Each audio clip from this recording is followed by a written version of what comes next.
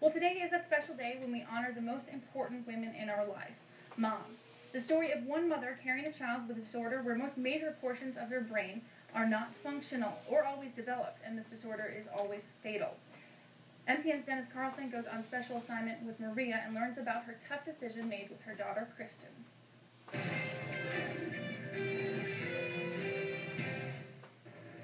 And something inside this mother's tuition said something's wrong. A quiet ceremony outside Livingston. Maria LaFawn dedicates a memorial to her daughter Christina, laid to rest 20 years ago. November 9, 1992 was the day Maria discovered that the daughter she was carrying had a rare condition called Anencephaly. Our neurotube, which becomes our spinal column, 21 to 28 days after conception, it comes to a full close.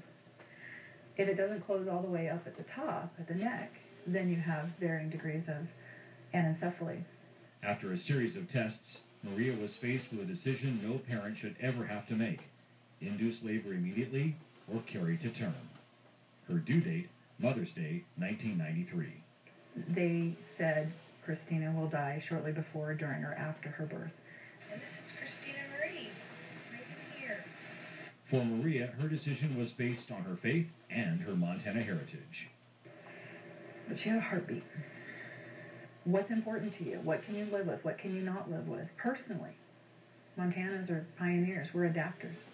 Maria spent the rest of her pregnancy planning a birth and a funeral at the same time.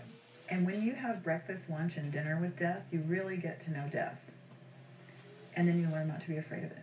Then, on May 10, 1993, the day after Mother's Day, following a 12-hour labor, Maria gave birth to her daughter. She lived for 9 minutes. You never get over losing a child. 20 years later, looking back on a no-win situation, Maria says she now finds hope and healing. It's a message she wants to share with others.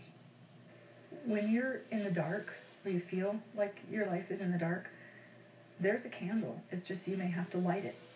And this is my way of lighting a candle to show others I've been there. And I can show you a way out. Reporting from Livingston, Dennis Carlson, MTN News. And today you can find support groups available for women facing the same sort of decision as Maria. You can find that information available on our websites at kbzk and kxlf.com. Well, this story has two names to it: Christina's and the name of the son who Maria miscarried later in 1993, Christian Paul. Tom Olson of Bozeman Granite Works engraved the stone, which includes new high-tech application, a QR code. Scan the code with a smartphone and you'll be taken to a website dedicated to the memory of both Christina and Christian. The QR gravestone application has been around for about a year now. Now all headstones can tell someone's story, not just names and dates.